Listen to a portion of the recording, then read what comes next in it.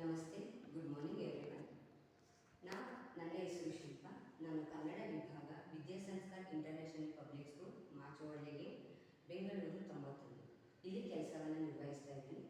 ನಾನು ಕನ್ನಡ ಭಾಷೆಯಲ್ಲಿ ಒಂದು ವ್ಯಾಕರಣಾಂಶವನ್ನು ತಗೊಂಡಿದ್ದೀನಿ. ಈ ದಿನದ ವ್ಯಾಕರಣಾಂಶವನ್ನು ನಾಮವಾಚಕಗಳು. ಹಾಗಾದರೆ ನಾಮವಾಚಕಗಳು ಅಂದ್ರೇನು? ಪ್ರತಿದಿನ ನಾವು ಬಳಸುವಂತಹ ಎಷ್ಟೋ ಮಾತುಗಳಲ್ಲಿ, ವಾಕ್ಯಗಳಲ್ಲಿ ಈ ಪದಗಳನ್ನ ಬಳಕೆ ಮಾಡ್ತಾನೆ ಇದ್ದೀವಿ. ಈ ಪದಗಳ ಬಳಕೆಯಲ್ಲಿ ನಾವು ಯಾವುದೇ ಭಾಷೆಯನ್ನು ಕಲಿಯೋದಕ್ಕೆ ಸಾಧ್ಯನೇ ಇಲ್ಲ. ಹಾಗಾದರೆ ಮೊದಲಿಗೆ ನಾವು ನಾಮವಾಚಕಗಳ ಬಗ್ಗೆ ತಿಳ್ಕೊಳ್ಳೋಣ ಬನ್ನಿ. ಯಾವುದೇ ಒಂದು ವಸ್ತು, ಸ್ಥಳ, ಪ್ರಾಣಿ, ವ್ಯಕ್ತಿಯ ಹೆಸರು ಅಥವಾ ಗುಂಪು, ತೂಕ, ದಿಕ್ಕು, ಭಾವನೆಗಳಿಗೆ ಸಂಬಂಧಪಟ್ಟ ಹಾಗೆ ನಾವು ಸೂಚಿಸುವಂತಹ ಹೆಸರುಗಳನ್ನ ನಾಮಪದಗಳು ಅಥವಾ ನಾಮವಾಚಕಗಳು ಅಂತ ಕರಿತೀವಿ. ಪ್ರಮುಖವಾಗಿ ನಾಮವಾಚಕಗಳಲ್ಲಿ 9 ವಿಧಗಳಿರುವುದನ್ನು ನೋಡ್ಬೋದು.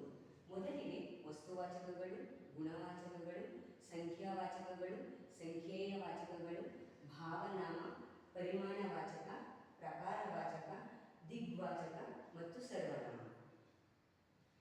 ಇದರಲ್ಲಿ ಮೊದಲನೇ ವಿಧವಾದ ವಸ್ತುವಾಚಕಗಳ ಬಗ್ಗೆ ಈ ದಿನದ ತರಗತಿಯಲ್ಲಿ ತಿಳ್ಕೊಳ್ಳಬಹುದು. ವ್ಯಕ್ತಿ, ವಸ್ತು, ಸ್ಥಳ ಮತ್ತು ಪ್ರಾಣಿಗಳ ಹೆಸರುಗಳನ್ನು ಸೂಚಿಸುವ ಪದಗಳಿಗೆ ನಾವು ವಸ್ತುವಾಚಕಗಳು ಅಥವಾ ನಾಮಪದಗಳು ಅಂತ ಕರೀತೀವಿ. ಪ್ರಮುಖವಾಗಿ ದಿನನಿತ್ಯ ಬಳಸುವಂತಹ ಯಾವುದೇ ವಸ್ತುವಿನ ಹೆಸರನ್ನ, ಯಾವುದೇ ಒಂದು ವ್ಯಕ್ತಿಯನ್ನ ನಾವು ಹೆಸರು ಕರಿಬೇಕಾದ್ರೆ ಅಥವಾ ಒಂದು ಸ್ಥಳದ ಹೆಸರನ್ನು ಸೂಚಿಸೋದಕ್ಕೆ ನಾವು ಬಳಸುವಂತಹ ಪದಗಳನ್ನ ಏನಂತ ಕರಿತೀವಿ? ವಸ್ತುವಾಚಕಗಳು ಅಂತ ಕರಿತೀವಿ. ಪ್ರಮುಖವಾಗಿ ವಸ್ತುವಾಚಕಗಳಲ್ಲಿ 3 ವಿಭಾಗಗಳನ್ನು ನೋಡ್ತೀವಿ. ಅದರಲ್ಲಿ ಮೊದಲನೇ ಬಂದು ರೂಢನಾಮ, ಅಂಕಿತನಾಮ, ಅನ್ವರ್ಥನಾಮ. ಹಾಗಾದರೆ ರೂಢನಾಮ ಅಂದ್ರೇನು? ಬನ್ನಿ ತಿಳಿಯೋಣ. ರೂಢಿಯಿಂದ ಬಂದಿರುವ ಹೆಸರುಗಳು. ಅನಾದಿ ಕಾಲದಿಂದಲೂ ಬಳಸ್ಕೊಂಡು ಬಂದಿರುವಂತಹ, ರೂಢಿಯಿಂದ ನಾವು ಪ್ರತಿನಿತ್ಯ ಹೇಳಿಕೊಂಡು ಬಂದಿರುವಂತಹ ಪದಗಳಿಗೆ ನಾವು ರೂಢನಾಮಗಳು ಅಂತ ಕರಿತೀವಿ. ಉದಾಹರಣೆಗೆ ನದಿ, ಪರ್ವತ, ಮನುಷ್ಯ, ಮರ, ದೇಶ, ಹುಡುಗಿ, ಹೆಂಗಸು, ಈ ರೀತಿ ವಿವಿಧ ಪದಗಳನ್ನು ನಾವೇನು ಮಾಡ್ಬೋದು? ರೂಢನಾಮದಲ್ಲಿ ನೋಡ್ಬೋದು. ಇನ್ನು ಎರಡನೇ ಬಂದು ಅಂಕಿತನಾಮ. ಹೆಸರೇ ಸೂಚಿಸುವ ಹಾಗೆ. ಅಂಕಿತ ಎಂದರೆ ಹೆಸರು ಅಂತ ಕರಿತೀವಿ. ರೂಢಿಯಿಂದ ಬಂದಿರುವಂತಹ ಪದಗಳಿಗೆ ಒಂದು ಹೆಸರನ್ನು ಸೂಚಿಸಿ ಹೇಳೋದಕ್ಕೆ ನಾವು ಅಂಕಿತನಾಮ ಅಂತ ಕರಿತೀವಿ. ಉದಾಹರಣೆಗೆ ಕಾವೇರಿ, ನಕುಲ, ಹಿಮಾಲಯ, ಶಂಕರ, ಬೆಂಗಳೂರು, ಬೇವು ಮುಂತಾದ ಹೆಸರುಗಳು. ಉದಾಹರಣೆಗೆ ಡಾಕ್ಟರ್ APJ ಅಬ್ದುಲ್ ಕಲಾಂ ಮತ್ತೆ ನಮ್ಮ ಶಾಲೆಯ ಹೆಸರು ಕೂಡ ಏನು ಮಾಡ್ಬೋದು? ತಗೋಬಹುದು. ಕೊನೆಯದಾಗಿ ಅನ್ವರ್ಥನಾಮ. ಇದು ಬಹಳ ಪ್ರಮುಖ ಅಂತಲೇ ಹೇಳ್ಬೋದು.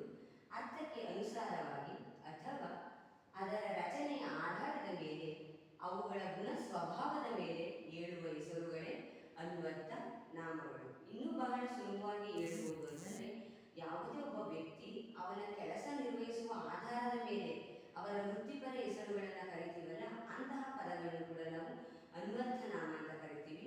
ಇನ್ನು ಕೆಲವು ಪದಗಳು ಆ ವ್ಯಕ್ತಿಯ ಗುಣ ಸ್ವಭಾವದ ಆಧಾರದ ಮೇಲೆ ನಾವು ಬಳಸಲ್ಪಡ್ತೀವಿ. ಉದಾಹರಣೆಗೆ ಪೂಜೆ ಮಾಡುತ್ತಿರುವಂಥವ್ರನ್ನ ನಾವು ಪೂಜಾರಿ ಅಂತ ಕರಿತೀವಿ. ಇನ್ನು ಗುಣ ಸ್ವಭಾವ ಅಂತ ಬಂದಾಗ ಕಣ್ಣು ಕಾಣಿಸ್ತಾ ಇರುವಂತಹ ವ್ಯಕ್ತಿಯನ್ನು ನಾವು ಕುರುಡ ಅಂತ ಕರಿತೀವಿ. ಪಾಠ ಬೋಧನೆ ಮಾಡುವಂತಹ ವ್ಯಕ್ತಿಯನ್ನು ನಾವೇನು ಮಾಡ್ತೀವಿ? ಶಿಕ್ಷಕರು.